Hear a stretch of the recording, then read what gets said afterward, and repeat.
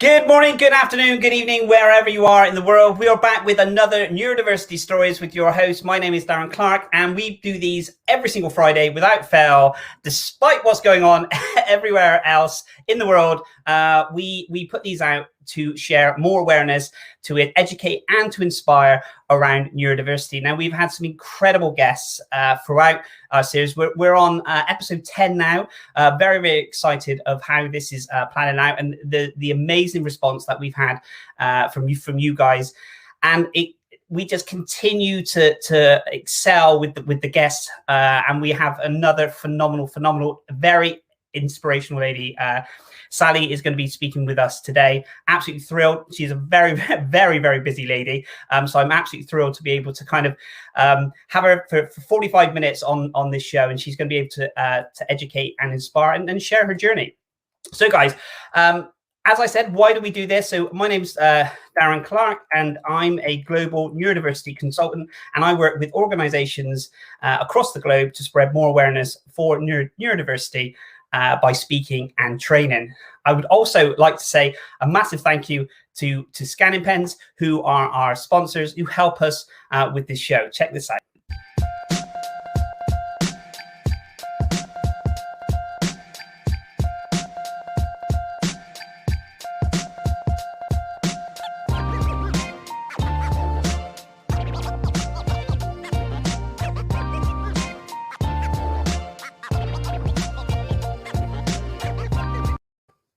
So guys, Scanning Pens are our sponsors for our show, and their story is very simple. They were created to empower people of all ages, backgrounds, and learning abilities with the tools they need to succeed in the classroom in the real world. Guys, their details is attached to this, so if you are looking to get in contact with them, then please do. So guys, I will now bring on an amazing guest, Sally. So Sally Coles-Robertson, her title today is Women in Entrepreneurs and Employers in the Workplace. Now, Sally wants to leave a legacy. She's definitely doing that to urge women with their diversity to lift you up on a pedestal and cheerlead all other hidden ADHD women. Now, her story, if you've not connected with Sally before this, then I'm sure you'll definitely connect with her after this talk. Her story is incredibly inspirational, but not just her story, but of what she's done, which she's going to be able to share with you guys, but also a lot of the things that she's been able to do to kind of tackle that and not just empower herself, but other people as well. So guys, without further ado, here's Sally.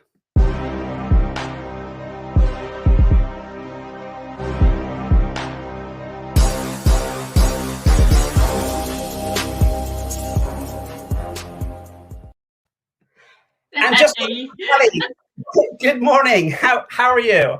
Well, I'm good. Thankfully, now I'm here with you. It's been a chaos morning, stuck in traffic, but I'm back on dry land now, so that's good. Absolutely, and I think it was just incredible when you phoned just minutes before saying, "Oh, I've had to go to the salon. I'm doing this," and I guess that's the way we kind of live our lives. Really kind of crazy. But it's like Roadrunner, a bit like Roadrunner, isn't it? If anyone remembers the cartoon, it's crazy like that all the time. But as you well know. Absolutely, Sally. Sally, I'm thrilled to be able to kind of, to have your time on this. I know how incredibly busy you are, so I really do appreciate this. Sally, I know a bit about yourself. I know that we connected on LinkedIn. We share the same Clubhouse group, which we've all, myself, you, and Will have created for Neurodiversity, which is, last time I checked, is up to, I think we were on 199 members on Clubhouse. So, but that was a few days ago. So I'm not too sure whether we've hit that 200 mark, but I'm sure hopefully we will. But Sally, if you wouldn't mind, just introducing yourself. Tell the listeners who you are, a little bit about you. That would be wonderful. Absolutely. Well, firstly, thanks for having me on the show, Darren. It really is. We're really making headway now, which is fantastic for all the neurodiverse people out there, and they're out there in millions, believe me. And I'm sure, as well as that we've got lots of hidden groups on the scene, with thousands and thousands of people in them. And currently, the numbers are raising so fast. So, but basically, how my journey started really, and more dramatically over the last 12 months, is that I've used COVID not to be an Anna's horriblest, but an Anna's awakening. So, you know, I think that we have a choice, don't we? And I know that quite a lot of us, and when you learn about the left and the right side brain, is just fascinating of what our ability being neurodiverse can do and be, is just incredible. So, you know, I've used that to my advantage in business, and just purely because part of my journey is discovering that I had lots of letters after my name that I didn't even realize I got, but Really? not of the academic sense. Yeah. So, you know, when you find out that you're neurodiverse, I don't know about you, Darren, but you find out. That's a really good point, actually. When you just elaborated, you know, question, I've got a lot of letters after my name, which I wasn't aware of. I've never ever thought of it that way. That's really. It's a spin on words, isn't it? I have letters after my name, but means things totally different. Yes, I am an academic now, but leaving school, I left school with nothing because I was truant, and I'm not proud of that. But not all the time, but I was just clearly not heard and not understood. But apart from one teacher out of my whole of my education, one teacher. And I fortunately met her purely by default just before COVID. She's the mother of one of our clients, and it was only from the surname that I recognised that. I said, hang on a minute, your mum isn't. And she said, yeah, she is. And I said, oh my gosh. And I went like in a cold shiver, because I said, oh my gosh, this is just like the universe, isn't it? It makes me go shivery now. And you know, and so I said, you were the only teacher in my whole education, and that's in this country and Australia, that understood me. So and so, you know, when my consultant gave me some of the diagnosis with neurodiversity, one of them is I'm ODD. So I just said, okay, well, I've heard of OCD, what's ODD? So he said, well, oppositional defiant disorder. Okay. So I just looked at him. We have this conversation and this sort of connection now that I just laugh, because I just say, oh, for goodness sake, how are you measuring? You know, I'm a successful entrepreneur now, and grown through the you know, over the last years. What? So I'm oppositional defiant. So he said, well, clearly you're displaying it now. So I said, no, this is my opinion. Just because I'm not agreeing with you, the consultant, the psychologist, the professional, the whatever. So I'm still in the house of my dreams. I still drive the car that I've dreamed of driving. I still have the holidays that I've dreamed of having. And I have letters after my name that are academic now. So, you know.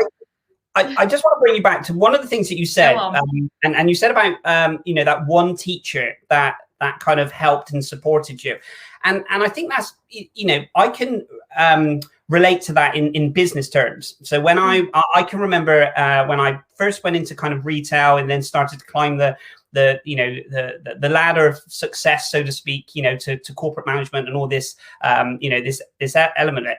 That confidence from the you know, the schooling, the trouble at the school element was still there. So obviously, you know, you needed someone to believe in you. And there was always this gentleman who was a manager at the time, and really kind of helped me, not just while I was in that store and I was kind of under him in the sense of department manager, but throughout more or less my kind of career within that retailer. And he was always there to kind of, if I was, you know, going to an assessment, I was, you know, struggling with bits and pieces as well. You know, there was no money involved or anything. It was just always there, like this kind of like a guardian angel. And you mentioned as well that, you know, that stipulate that one person, and we're still talking about it now. How important was that to you to have that one person believing in you?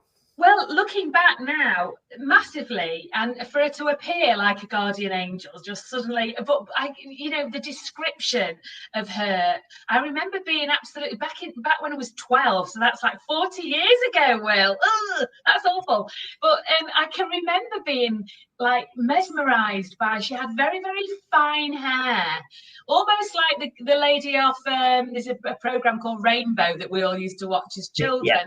The lady called Jane that had blonde hair was very fine and it quite fly away.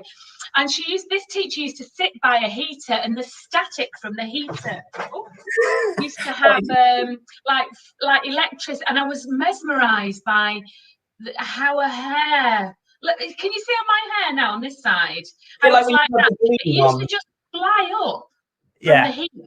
And I was mesmerised by that and quite distracted even then, and then but she got me. She just got me, and I can't describe any other way than that, apart from not being got, which was constantly stood outside the head teacher's office, both in the UK and Australia, which brings me on to your time. A lot of the viewers, some of the viewers might not know the backstory in the sense of you were in the Australian education system, and then obviously which hopefully you'll be able to share some snippets of that, and then obviously then came back to the UK side of it. So could you just share that element, Sally?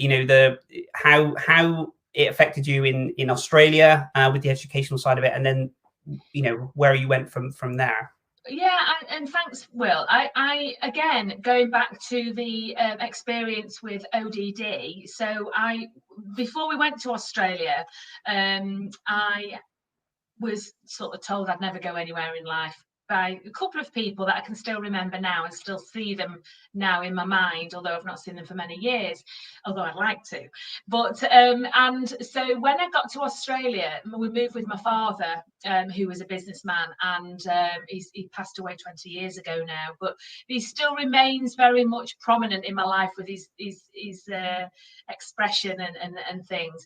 But when we got to Australia, I started school there, which was high school, and sadly got in with the wrong crowd in the first week. And I just want to share something with you that's quite poignant, because even when I was so young and in art, it was art again. So this art teacher was my favourite teacher in the UK school. Yeah. And then into art in Australia, she was like the honey monster, the teacher, and her head used to come out of her body like that way, not above. And but she wasn't very nice, and she wasn't as nice as the teacher from England. Anyway, this particular lunchtime, I'd squirted some paint up at the ceiling fans, because in those days they didn't have air conditioning, and so I got the squirty paint, and I was just wanting to see what it would be like flicked around the room. I wasn't being naughty. I wasn't being. Yeah. I swear to you, I just wanted to see. No. I didn't know then about the artist. Who's the artist that splats paint? Oh, I know. I don't know the name. I know exactly. Yeah.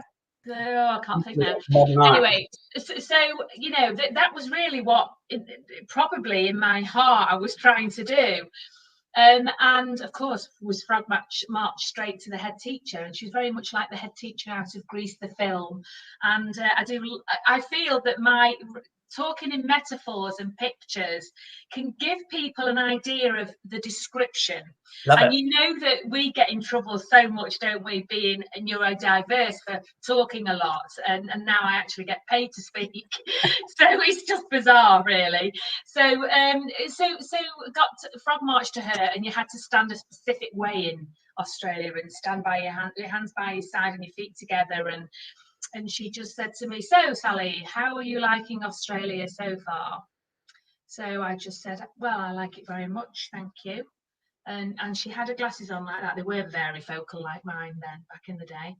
And she looked down at me like that, and she said, "Well, Australia doesn't like you, young lady." Oh. In her accent, and I can feel that. I'll put those on better. I can see you better.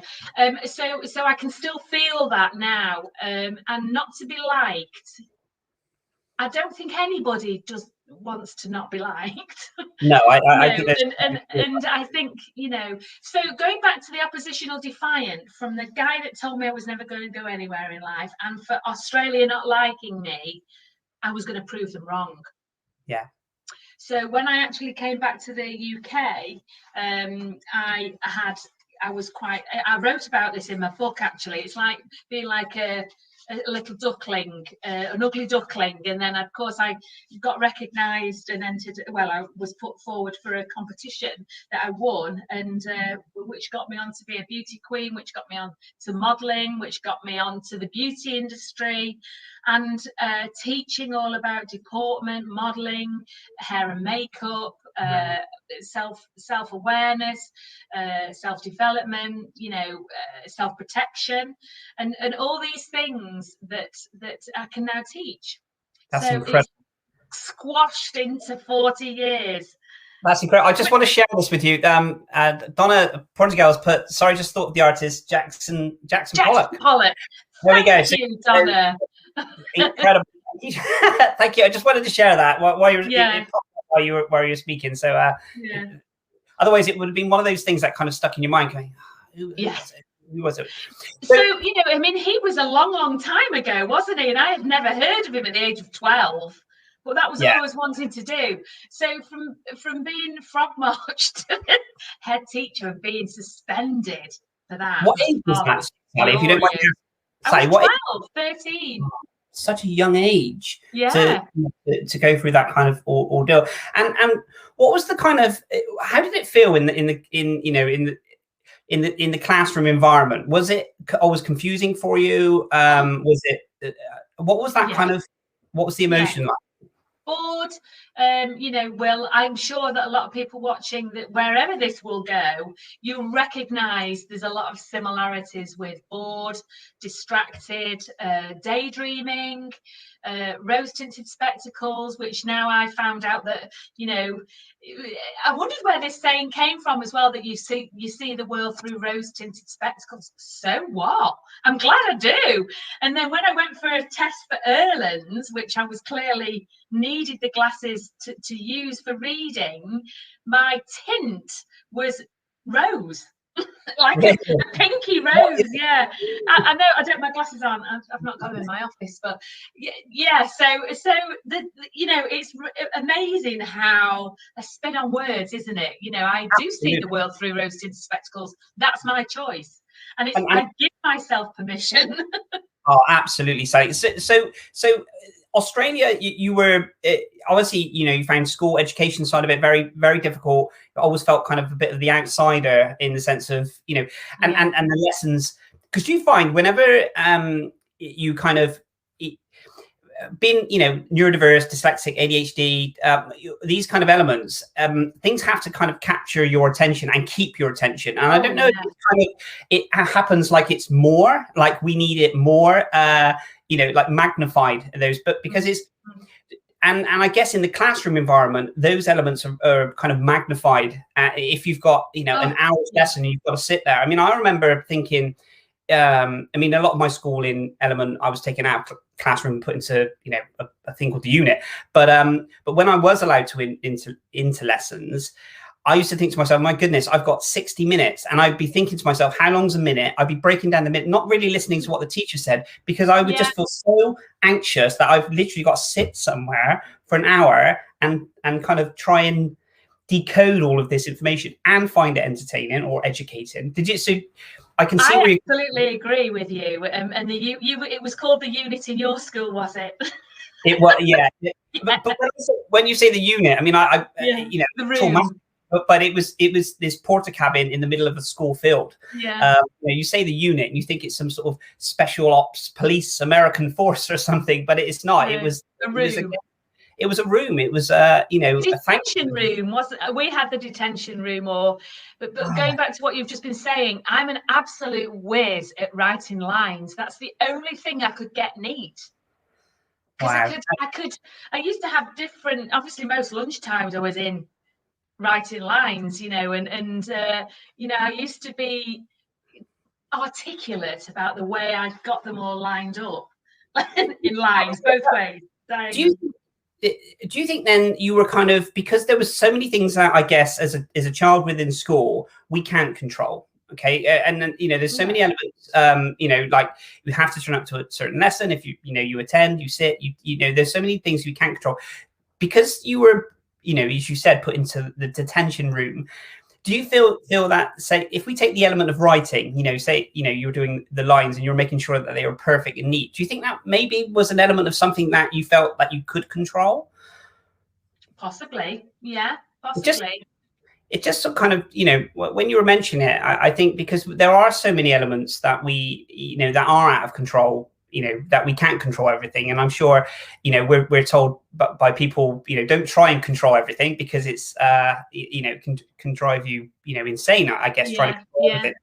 But there are some elements where you just want, it's a human nature to want some control. Yeah, and I think, but again, as well, it shows in your work in terms of your eye to detail, which is something that I'm very passionate about in my work now. In every place that I work, in every business that I'm working in at the time of my own, my eye to detail is quite high, to get it right.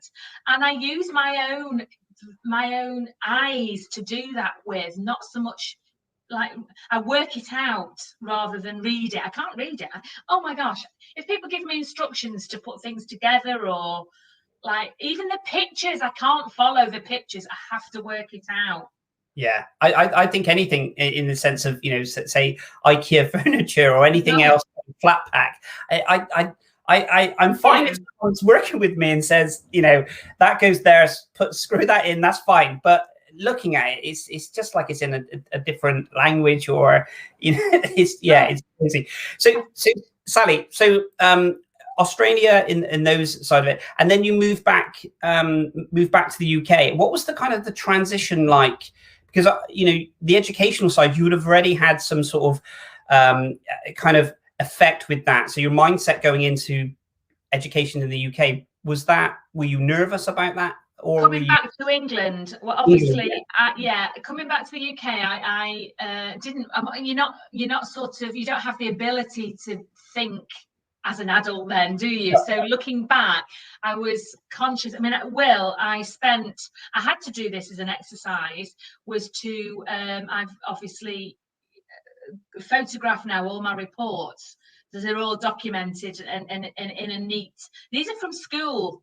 So when I read them, going through them, it's actually quite sad. When I think back to, gosh, you wouldn't have thought that this person was me now. Yeah. Do you know what I mean? And I have gone on to succeed as an adult. I was 40 when I got my first big qualification, my degree. Yeah. So, and now there's no stopping me. I'm unstoppable in terms of learning. I love it. And that speaking to you, that comes off you in waves. I completely understand. Yeah. And although we think, learning something is that craving, isn't it? And of wanting to learn.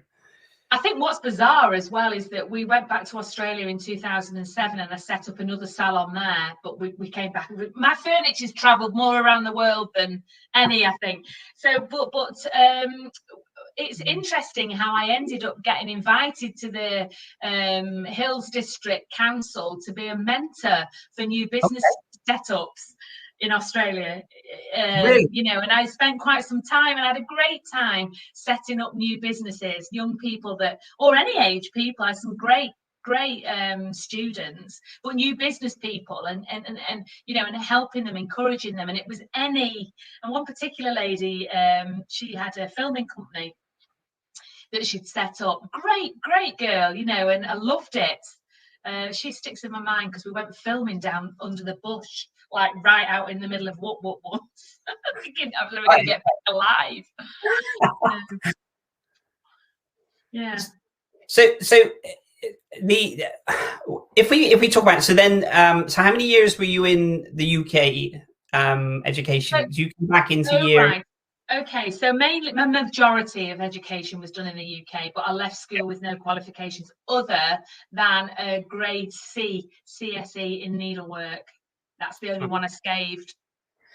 Sally, how did that, because I'm similar to yourself, not the Australian side of it, sadly, but similar to yourself in the education. So I left school with no qualifications as well. And I kind of know how difficult it was to fill out application forms, to apply for, for jobs.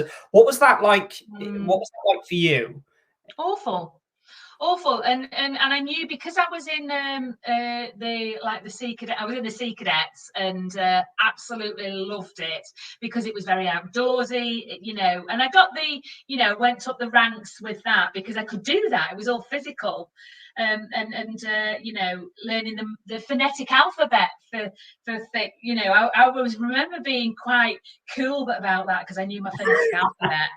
Just tell everyone. No one else knew that. I could remember that. Yeah, because I could see it in pictures. But I think with going to having Sea Cadets, and I've lost my train of thought now. I've got just remind me of what we were talking about. So it was just in case of leaving school without any qualifications. What was the kind of the journey that kind of took you on? I mean, I can relate to it in the sense that I shared not leaving with any qualifications. It was just how you kind of went to. Where did you go with that to kind of? So I ended up, because I was an August birthday as well, which was, I was only 15 when I left school, and I wanted to go in the army or any of the forces, because I could do things physically, and so I was too young to apply for any of them. But the youngest one, you had to be 17 in 3 months to apply for the Women's Army. So because I loved my dogs, and I wanted to be a kennel maid, but of course I was only 15, so I had to find something to do until I was 17 in 3 months. So my mum said, we'll go into hairdressing. And in those days, you were thrown into hairdressing because you can't do anything else. But remember, I was modeling as well, so I was earning money from that at the time. And I was being exposed to lots of different events, like we'd be doing things like the racing car tracks and promotional events, and I was very young. But because I had a personality, people used to think I was a lot older, you see.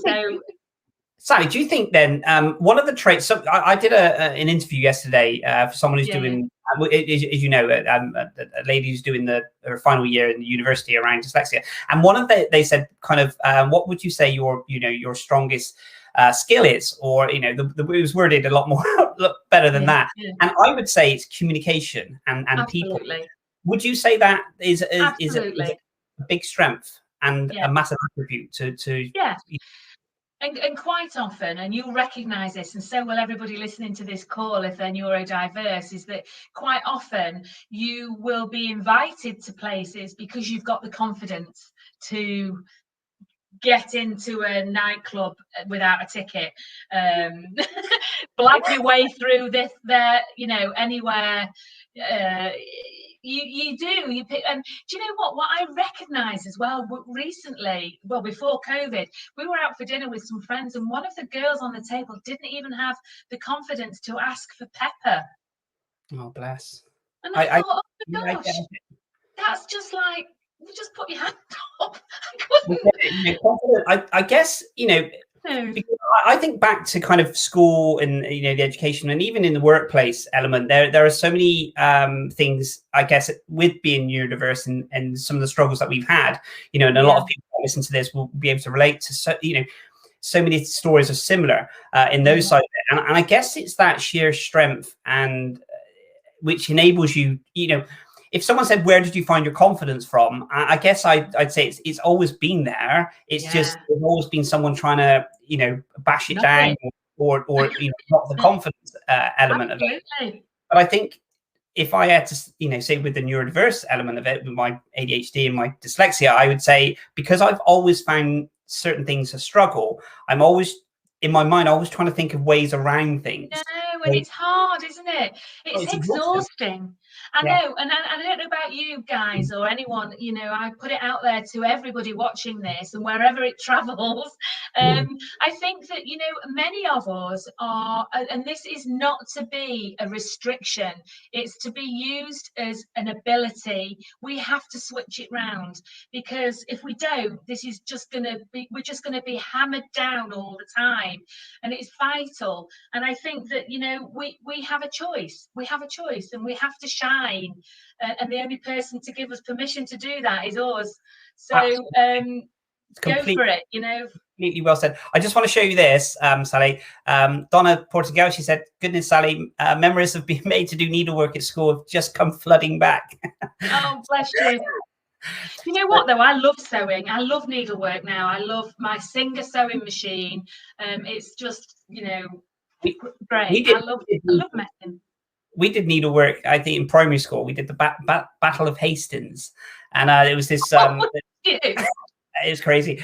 We did this. It was absolutely huge. I think the whole kind of school got involved and done little bits. I mean, I don't know what I can't remember. So many years ago, I can't remember what part I did in that sense. But do you know what? You just reminded me there, Darren. You know, they're still doing now the same books that we read. I know they've got to, you know, in schools, they've got to balance it. Everybody's dealt with the same. Read in the same English lessons and stuff like that. But when my youngest son is 15, and he came home and he was saying, you've got to get Romeo and Juliet, honestly, I nearly, like, oh, you know, I remember falling asleep at the cinema and at Shakespeare, only because I love the theatre. As you know, I'm an actress and singer myself, but, you know, I love it, but I can't, it's just far too, I just don't get it. I'm a secret massive musical fan, and it's not very. So am I. Thanks that, you know, globally, but I breaking to song tomorrow on in the clubhouse. In clubhouse, yeah.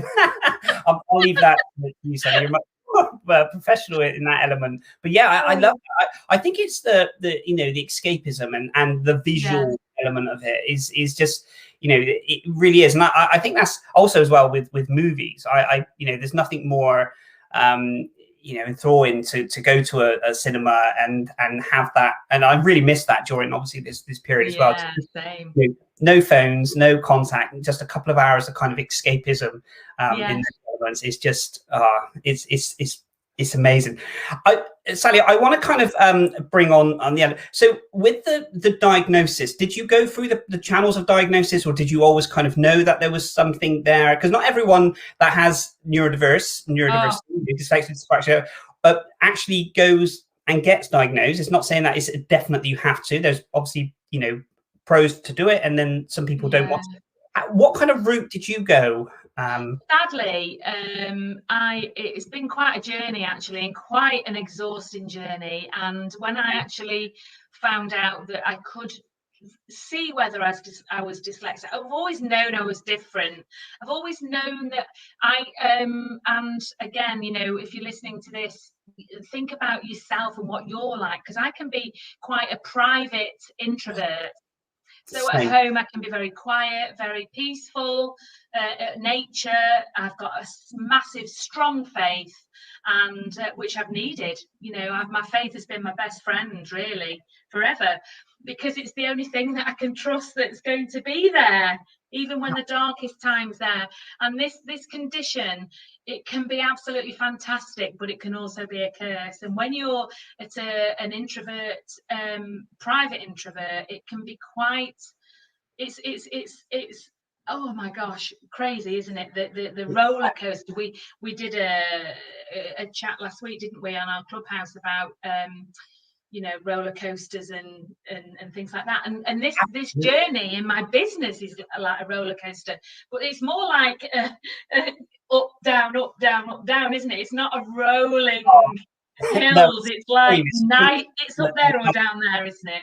Sally, you mentioned about being an introvert, because you know, people that know you in the sense of your social media profile, maybe you know, that work with you in the business, you know, clubhouse, you're always kind of a bit like me in the sense of, you know, I'll give it a go and I'll go out there. But it's funny because I'm very much similar in the sense of the introvert element of it. I suppose that balance is quite difficult, isn't it? Because you have to kind of keep a social media presence within a business. You have to keep a business presence. You have to keep all these things where you're contactable and you're promoting and stuff. But then, there's this not recluse element, but there's this element of actually, I just need my space. I need to be quite private, almost like I just want to keep something of me private because I put so much out. That's right. That's right. And indeed I do, I mean, I think that, over the years I've been accused of all sorts of things, believe me. But I don't necessarily need to be talking all the time to all the people about well, now I do, because I think it's vital. I'm talking to a group of young people at the moment all about getting diagnosis that are just stuck in their CCG. They can't get support or help, and it's disgusting. It really does make my skin crawl massively, because I'm fortunate to be able to get my diagnosis because I knew, and also I've got some finances to be able to find out. But do you know there's a 7-year waiting list in my area for diagnosis for ADHD? 7 years. 7 years. 7 years for adults. I did not know that. That's disgusting. It really, truly is. So is that from the start of the process to saying, I want to go and get... Well, it's not as easy as that, because it depends on the GP as well. Because when you think that you might have a condition, I know I've got mine, but I'm, looking at helping other people, and the mission, is a passion of mine to help, as you know. Because with women, and I'm not saying, I'm not sexist at all, but because women are generally, we're made to be mothers. Our biological makeup is to carry a child and to give birth to a child and to be everything, to nurture that child, and that carries on through life. And what we tend to do is mask. So not our visual mask that we're wearing through COVID, we mask. We copy with dolls, we copy with, whereas the men go out to war and we know it's out there, don't we? We know with fellas that, it's quite evident. I can remember the boys in my remedial class that were, looking back now, ADHD, you can just tell my own son is, and I have permission to give that information out from him. And of course, we work together by helping people, saying it's okay. It's okay. And it's really, it's humbling to hear, Sally, that, the work that you're doing behind the scenes. And I know there's lot of stuff that you do that you don't kind of share out to, to the public domain. There's so much, good element of that.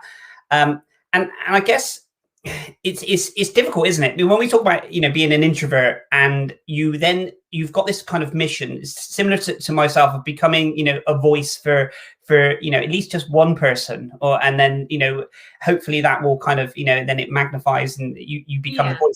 And I guess it's very difficult to find that balance sometimes when you are kind of in demand and you are then that strong person of that voice, continuously putting out, your message. Do you find that, Sally?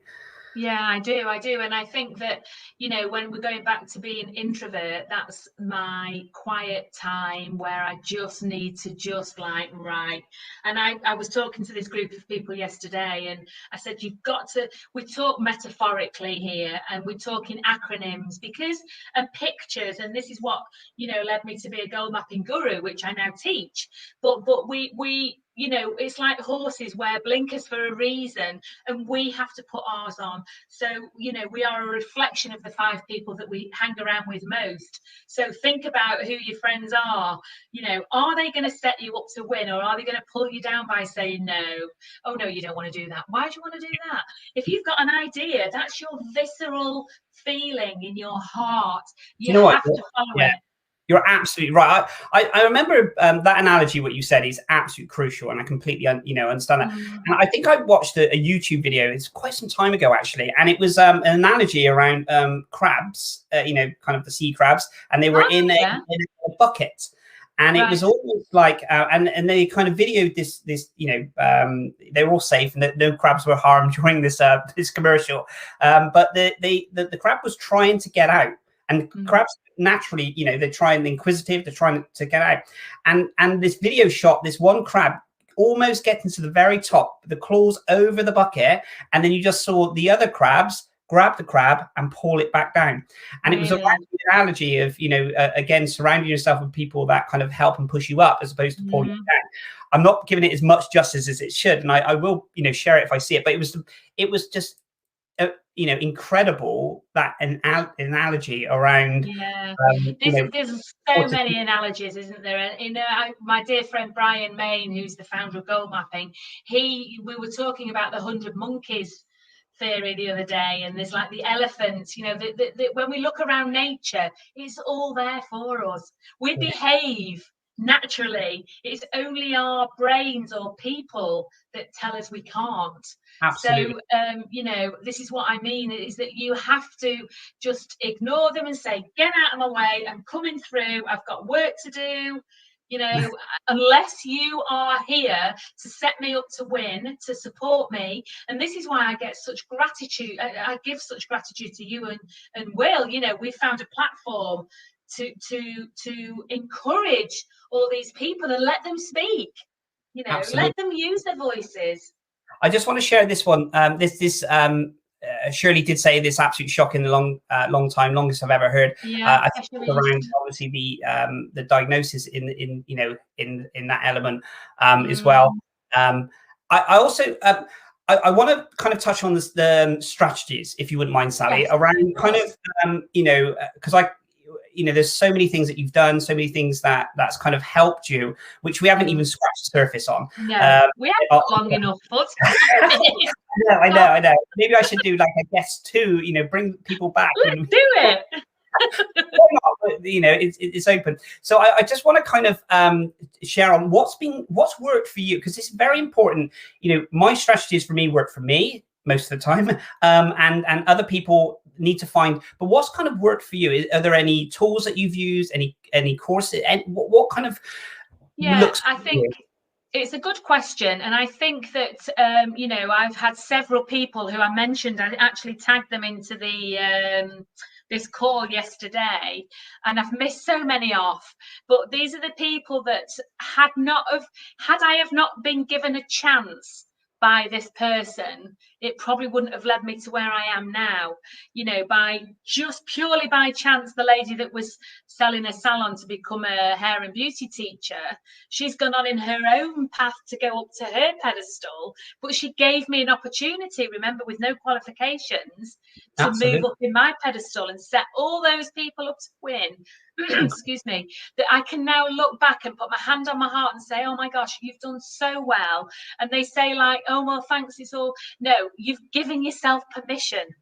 You've done it. It's you that's made the decision to do it. So I think in terms of strategies, I've got loads. And, it's almost like being a chameleon, Darren, isn't it? Without the sticky tongue. So it depends on the environment. So if I'm put into an environment and there's a problem, I'm like, okay, give me your problems, and then I will look at a solution. And we'll then look at a strategy that will suit your organization, you as a CEO, you as a, MD or whatever, and it applies in any organization, any, religious setting. It's the same principles. So I've got various. How does mind mapping work for you, Sally? I know mind mapping is something that you're avid. That's correct. Now, I was introduced to a gentleman called Brian Main back in 2016. I am a network marketer, and I love the concept of network marketing. It's very legal, it's very honest, it's all about social selling, and I get rewarded for it, and I look to sponsor other people as well that want to work from home and do all these great things. And along with that, we when I first started doing network marketing, Brian I was introduced to, who, get this, I honestly was blown away. So Brian is a traveller on the South Coast, and he set up a business 25 years ago called Goal Mapping. Wow. And it's basically for anybody, any educational setting like we've just gone through, and it's to do with drawing and minds and just getting your ideas out of your head onto paper or now digitally. So and this is what we've just gone crazy for. People are going mad for it now, which is just incredible. So I am an affiliate with Brian now, and it's just And it's great. helped you massively. Yeah. Say again, sorry. And it's helped you. It's helped you massively. In so many different... Yeah, because without that, I can't see with where I'm going, and everything that I've done on my goal mapping, I've achieved because I set myself a target in where to do. And going back to Malawi, we've not even touched on Malawi yet. You know, I've known right from a child I would carry a baby in its native country. I've known that forever, so that's always been in my vision. I've had a visceral feeling that I needed to hold a baby. I didn't know where it was. Wow. You know, and you know, when I ended up working when we were out in Malawi, I went to volunteer in a hospital for premature baby. Well, it was a hospital, but I went in the premature baby. But it's so third world, and just, oh my gosh, that life changing. I can't even. It makes me weep. Yeah, no, I you get that, don't you? Oh, absolutely. Spending time out, and we travelled to Blantyre, to Lilongwe to Blantyre in Malawi, and stuff in Kenya as well. It is incredibly humbling, and there are some amazing things and amazing people doing some amazing stuff, and what you were doing out there was incredible. Sally, we are coming up to time. I honestly, I'm so sorry. This is, that I've got kind of a whole list of things. I thought, I'll just cover this with Sally. I'll cover this with Sally. But as you know, we could end up talking forever on these sense. But I would be delighted to have you back on Neurodiversity Stories. There's so much that you've not been able to share, your wisdom and your experience and your story as well. But I cannot thank you enough for your time, Sally. If you wouldn't mind, if you could share that link when you go back out into kind of the comment section. If you've got a link, feel free to to share it. Yeah, I will.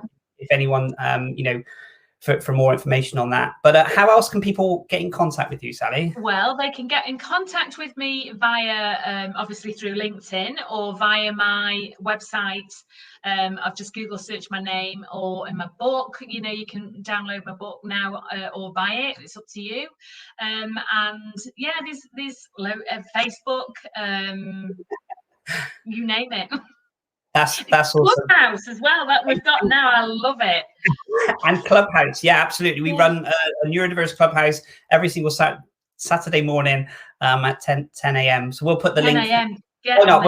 We'll put the link on that. Yeah, and I've got 4 invites at the moment, so I'm happy to give 2 of those away if there's anyone on the call with an iPhone today. I'm happy. Give them away. Absolutely. Sally, it's been absolutely fantastic having you. You're welcome. Thank you so much indeed for your time, and I will catch up with you very, very soon. Okay, thanks. Have a great day, everyone. Bye.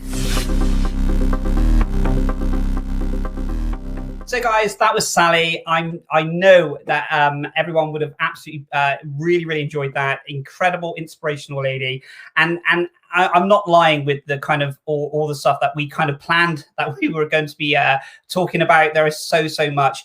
If you've not connected with Sally, then please do connect with her. All the links to all the things that we spoke about will be put into the comments, and obviously we broadcast this out onto lots of different channels, and obviously onto the YouTube channel as well. So the links will be on there. Guys, we are done for another Neurodiversity Stories this week. We will be back next Friday at a slightly later time. I know we normally do this at 11, but it will be at 12 p.m. Purely because the guest, otherwise we would have had to asked her to come in at 5 a.m., which is a little bit too early. So we will be back next week for another Neurodiversity Stories. Thank you so much for all of your comments and for connecting with each other. And take care, guys. Have an amazing weekend, and we'll see you soon. Cheers. Bye-bye.